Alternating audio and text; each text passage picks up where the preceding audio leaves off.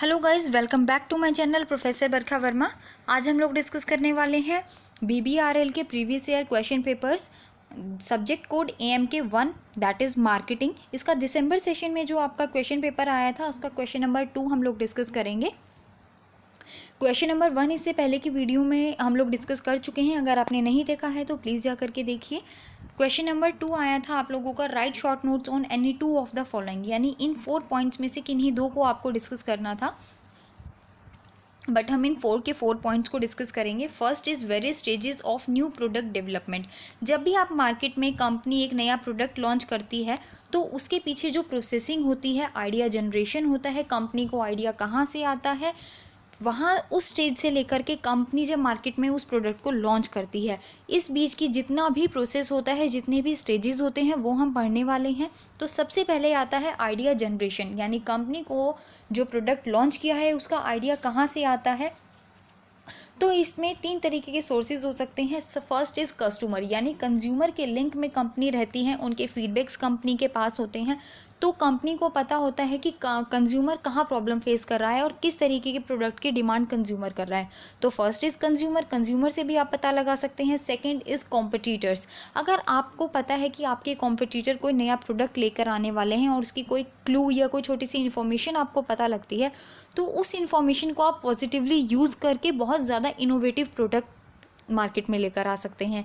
या फिर आपकी कंपनी का जो रिसर्च एंड डेवलपमेंट डिपार्टमेंट है जो सर्वे करता रहता है, या फिर आपकी जो कंपनी के सेल्समैन हैं, ये सभी लोग जो है कंपनी के लिए एक नए प्रोडक्ट का आइडिया लेकर आ सकते हैं। तो यहीं से आइडिया जनरेशन होता है कहीं ना कहीं। देन आता है आइडिया स्क्रीनिंग।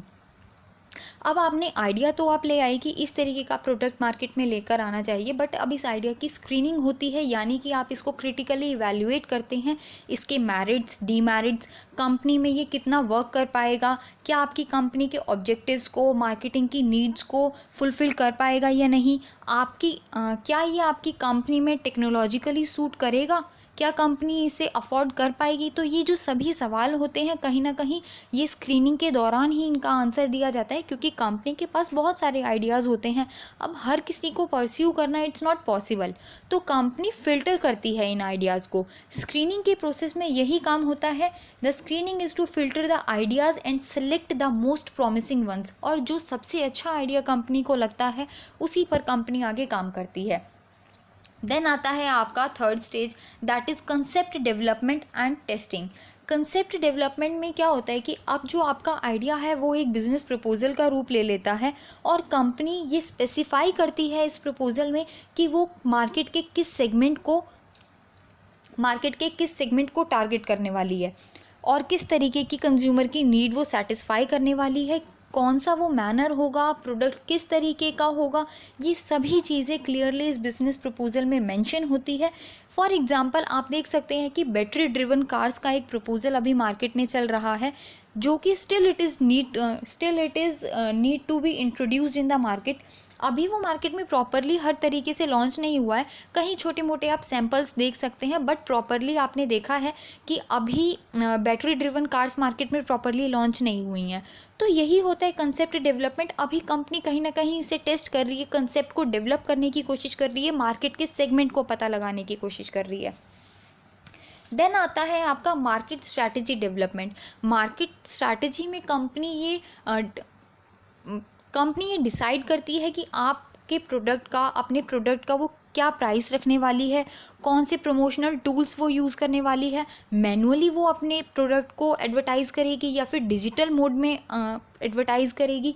तो जितने भी प्रमोशनल टूल्स हैं, आपका प्राइस स्ट्रक्चर है, आपकी डिस्ट्रीब्यूशन स्ट्रैटेजी है, ये सभी कुछ एक टेंटेटिव मार्केटिंग स्ट्रैटेजी डेवलप कर ली जाती है।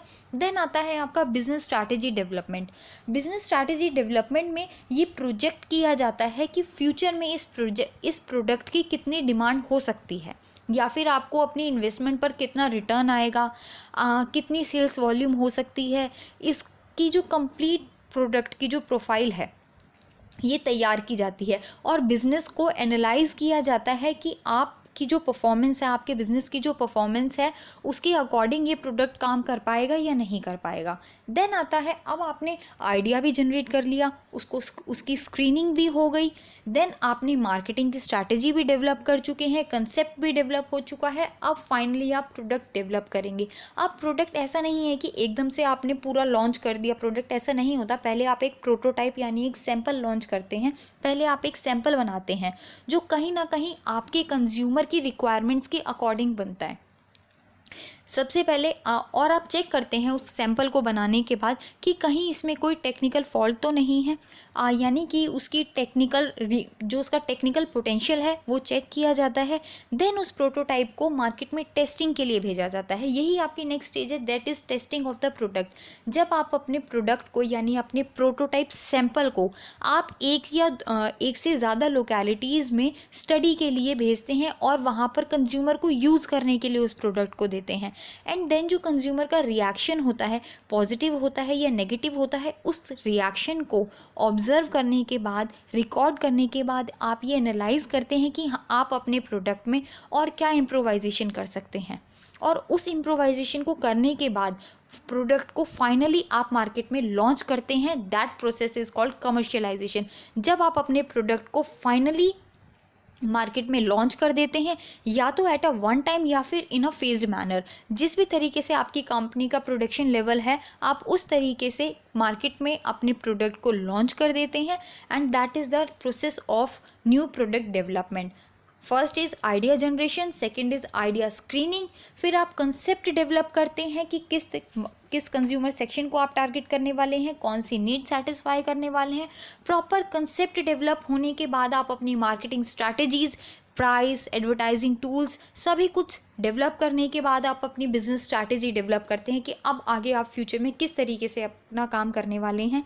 देन आता है आपका प्रोडक्ट डेवलपमेंट, जिसमें कि आपका प्रोटोटाइप या सैंपल तैयार किया जाता है। देन आप उसको मार्केट में टेस्टिंग के लिए भेजते हैं। फिर फाइनली उसको इम्प्रोवाइज़ करने के बाद, उसमें मॉडिफिकेशंस करने के बाद आप उसे फाइनली कमर्शियलाइज़ कर देते हैं, मार्केट में लॉन्च कर देते हैं। तो यही प्रोसेस होता है आपका न्यू प्रोडक्ट डेवलपमेंट का। लास्ट में मैंने आपको इसके लिए एक निमोनिक दिया है, आप चाहें तो इसके थ्रू भी इसकी स्टेजेस को लर्न कर सकते हैं। Then second point is product line decisions. Firstly मैं आपको बता देती हूँ प्रोडक्ट लाइन का मतलब क्या होता है। सपोज़ आपकी कंपनी फुटवियर्स की मैन्युफैक्चरिंग करती है। अब फुटवियर्स बहुत सारे टाइप के होते हैं, बेली होती है, हील्स होते हैं, स्पोर्ट शूज़ होते हैं, बहुत सारे तरीके के फुटवियर्स होते हैं। तो ये आपकी एक प्रोडक्ट लाइन है। आपके पास वेराइटी तो बहुत सारी है बट लाइन एक ही है फुटवियर्स की। अगर आपकी कंपनी क्लोथिंग में भी काम करती है तो आपके पास 2 प्रोडक्ट लाइन है। तो अगर क्लोथिंग में भी काम करती है तो 2 प्रोडक्ट लाइन है, और सिर्फ फुटवियर्स की मैन्युफैक्चरिंग हो रही है तो that is single product line. तो एक प्रोडक्ट लाइन को लेकर के कंपनी का ओनर किस तरीके के डिसीजंस लेता है, ये वही डिसीजंस हैं। First is line stretching decisions, इसके 3 पार्ट्स हैं, and second is line filling decisions. Line stretching decisions में first is down market stretch. जब आप अपनी एग्जिस्टिंग प्रोडक्ट लाइन में कोई नया प्रोडक्ट लॉन्च करते हैं, वो भी कम रेट पर, यानी अगर आपके पास ऑलरेडी 1000 की रेंज में आपके पास फुटवियर्स हैं और आप कोई 500 की रेंज का कोई नया फुटवियर लॉन्च कर देते हैं, that is down market stretch. यानी आपने कंपनी जो आपका स्ट्रेच है वो डाउनवर्ड है। फिर आता है आपका अप मार्केट स्ट्रेच। आप जब एग्जिस्टिंग प्रोडक्ट लाइन में कोई नया प्रोडक्ट हायर प्राइस पे लॉन्च करते हैं, यही मेन डिफरेंस है। डाउनवर्ड मार्केट स्ट्रेच में आप लोअर रेंज पर आप प्रोडक्ट लॉन्च करते हैं, और अप मार्केट स्ट्रेच पर आप हाई प्राइस पर प्रोडक्ट लॉन्च करते हैं। बट ये कॉमन है कि आप एग्जिस्टिंग प्रोडक्ट लाइन में ही वर्क करते हैं, यानी कि आप फुटवियर्स में काम कर रहे हैं तो आप फुटवियर्स में ही लॉन्च करेंगे। देन आता है आपका 2 वे स्ट्रेच।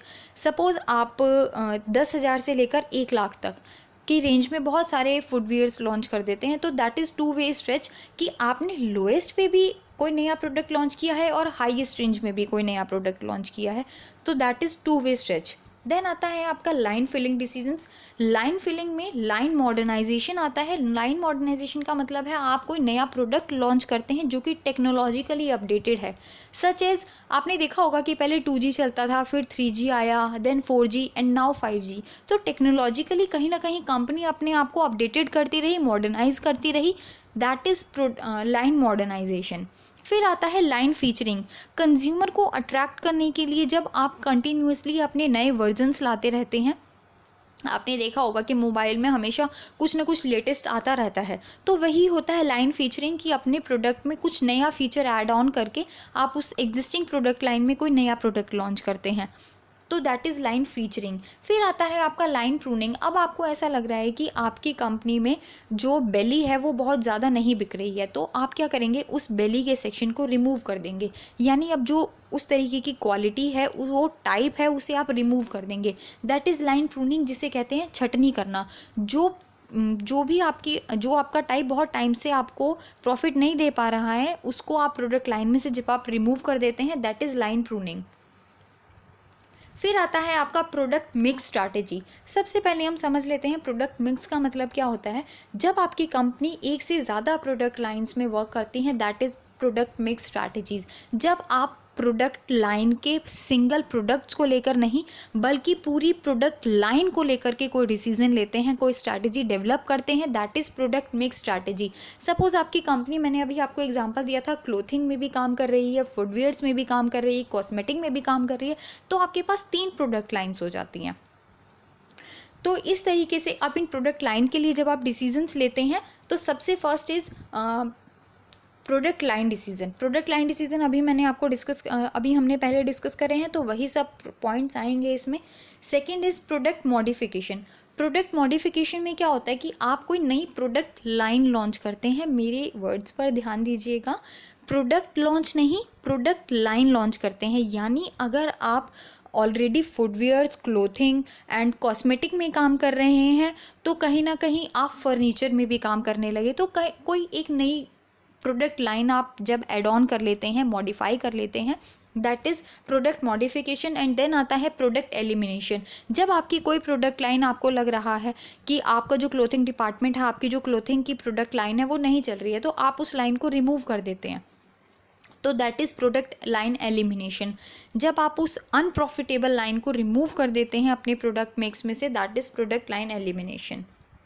तो यही स्ट्रैटेजीज़ होती हैं जो हम प्रोडक्ट मिक्स में करते हैं। And fourth point is trade discount and cash discount.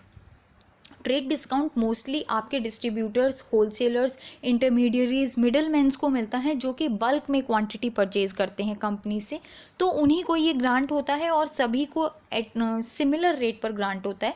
और जो लोगों ने अकाउंटिंग की हुई है, अकाउंट्स मेंटेन किए हैं, उन्हें पता है कि ट्रेड डिस्काउंट को हम अकाउंट्स में मेंशन नहीं करते हैं, डायरेक्टली आपको लिस्ट प्राइस में, सपोज़ आपने 10 रुपीज़ का प्रोडक्ट लिया है और आपको 1% डिस्काउंट मिला है, तो आप डायरेक्टली जो लिस्ट जो रिकॉर्ड करते हैं वो 9 रुपीज़ पे रिकॉर्ड करते हैं, मेंशन नहीं किया जाता है ट्रेड डिस्काउंट।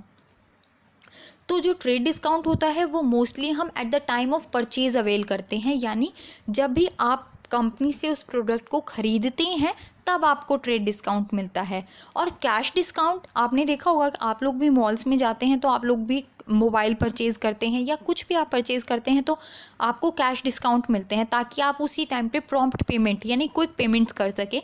और कंपनी ये सब इसलिए करती है, कैश डिस्काउंट इसलिए देती है ताकि वो अपने बैड डेट्स के रिस्क को अवॉइड कर सके, क्रेडिट परचेज़ को अवॉइड कर सके, तो इसलिए कैश डिस्काउंट दिया जाता है ताकि आप at a one time payment कर दें। तो जो ट्रेड डिस्काउंट है वो परचेज़ के टाइम पे अवेल किया जाता है और जो कैश डिस्काउंट है वो पेमेंट के टाइम पे अवेल किया जाता है। ट्रेड डिस्काउंट का बेनिफिट जो है सभी को बराबर मिलता है, बट जो कैश डिस्काउंट होता है वो उन्हीं लोगों को मिलता है जो उसी टाइम पर कैश पेमेंट कर देते हैं। जो लोग बाद में पेमेंट करते हैं, सपोज़ ऐसा आपने देखा होगा कहीं ना कहीं ऐसा कुछ लिखा होता है कि 2/10/30 यानी 30 डेज़ का टाइम पीरियड है कि आप पेमेंट उसमें कभी भी कर सकते हैं, बट इन केस अगर आप विद इन 10 डेज़ उसमें पेमेंट कर देते हैं तो आपको 2% कैश डिस्काउंट मिलेगा। तो यही कुछ इस तरीके की पॉलिसीज़ होती हैं जो कंपनीज लेकर आती हैं to attract the consumer, to attract the prompt payment, यानी कि आप क्विक पेमेंट्स कर दें तो इसलिए कैश डिस्काउंट्स दिए जाते हैं। तो यही बेसिक डिफरेंस था आपका trade discount and cash discount के बीच। अगर आपको कहीं भी किसी टॉपिक में कुछ समझ ना आया हो, कहीं कोई प्रॉब्लम हो, तो आप कमेंट सेक्शन में मेंशन कर सकते हैं और अपने सजेशंस देना ना भूलें। लाइक सब्सक्राइब करें। Thank you.